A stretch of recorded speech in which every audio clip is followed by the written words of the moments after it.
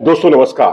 अभी कुछ रोज पहले ही बीसीसीआई के उपाध्यक्ष राजीव शुक्ला बयान दे चुके हैं कि जो बॉर्डर गावस्कर ट्रॉफी है उसमें जब भी कभी कोच का मामला हुआ या कप्तान का मामला हुआ या सिलेक्टर का मामला हुआ उसको लेकर कोई रिफ्ट नहीं है किसी भी तरह की। इस तरह की ये बातें मीडिया द्वारा उठाई गई हैं और इस तरह की बातों में कोई दम नहीं है। लेकिन इस खबर के उनके खंडन के बाद एक दिन के बाद ही इस तरह की खबरें आई कि मॉर्ने मॉर्कल और गौतम गंभीर के बीच में भी संबंध अच्छे नहीं थे। जी हां, बॉर्डर गावस्कर ट्रॉफी में दोनों के बीच में टकराव वाली स्थिति थी और ये टकराव वाली स्थिति क्यों बनी उसका भी हम आज आपके सामने उसका खुलासा करेंगे। और वो खुलासा ये है कि जब गौतम गंभीर जब प्रैक्टिस टीम की प्रैक्टिस करवा रहे थे उस वक्त मॉर्ने मॉर्कल वहां मौजूद नहीं थे। वो कुछ अपने निजी कारणों में एक मीटिंग में व्यस्त थे और उसके बाद वो वहां पहुंचे तो उस पर गौतम गंभीर का गुस्सा फूट पड़ा और उन्होंने आओ देखा ना था उनको डांटा, उनको फटकारा।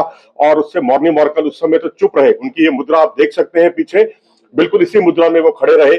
लेकिन इसका असर पूरे दौरे के दौरान दिखाई दिया। अगर आप देखें तो ऐसा लग रहा है साफ तौर पर कि उनको उनकी तरफ से कोई इनपुट ही नहीं मिला है। क्योंकि आप देखेंगे कि कई बार आकाशदीप को जहां खिलाया गया वहां पर हर्षित राणा होने चाहिए थे। जहां हर्षित राणा को खिलाया गया एडिलेड टेस्ट में, पिंक बॉल टेस्ट में, वहां आकाशदीप होने चाहिए थे। लेकिन बॉलिंग कोच की तरफ से कोई इनपुट नहीं मिला। और यह हालत तब है जबकि गौतम गंभीर ही उनको लेकर आए हैं और बोर्ड से लड़कर लेकर आए हैं। बीसीसीआई नहीं चाहता था फॉरेन कोचेस को टीम में रखना, लेकिन गौतम गंभीर अड़ गए थे, जो खुद विरोध किया करते थे इस बात को लेकर कि फॉरेन कोचेस जो है हंसी मजाक के लिए आते हैं, अपना समय बर्बाद करते हैं और उसके बाद पैसा कमा के चले जाते हैं। लेकिन उसके बाद जब अपने कोच बनने की बारी आई तो उन्होंने फॉरेन कोचेस की पैरवी की।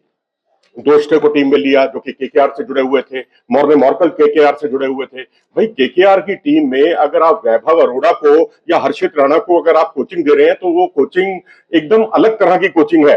जब आप भारतीय टीम को कोचिंग देते हैं जिसमें बुमराह, सिराज, प्रसिद्ध कृष्णा जैसे दिग्गज खिलाड़ी, सीनियर खिलाड़ी मौजूद हैं, वहां पर आपकी कोचिंग के मायने थोड़े अलग हो जाते हैं। ऐसा नहीं है कि हम कोई मॉर्ने मॉर्कल की प्रतिभा पर या उनकी काबिलियत पर कोई सवाल उठा रहे हैं। लेकिन जहां पर सवाल सबसे बड़ा यही उठता है कि उनको जिस तरह से ट्रीट किया गया, जिस तरह से उनको फटकार लगाई गई, वो प्रोफेशनलिज्म के बिल्कुल खिलाफ थी। और मॉर्ने मॉर्कल का चुप रहना इसका मतलब है कि आपके मन में कोई भी गिले शिकवे थे, आपको गौतम गंभीर से वो दूर करने चाहिए थे। क्योंकि अगर आपने वो आपसी गिले शिकवे या आपसी फटकार का जो असर था उसको अपने ऊपर हावी होने दिया तो इसका मतलब है कि उसका असर जो है टीम के प्रदर्शन पर पड़ा। तो ये चीजें भारतीय क्रिकेट के लिए, भारतीय पूरे दौरे के लिए बहुत अच्छा साइन नहीं कही जा सकती।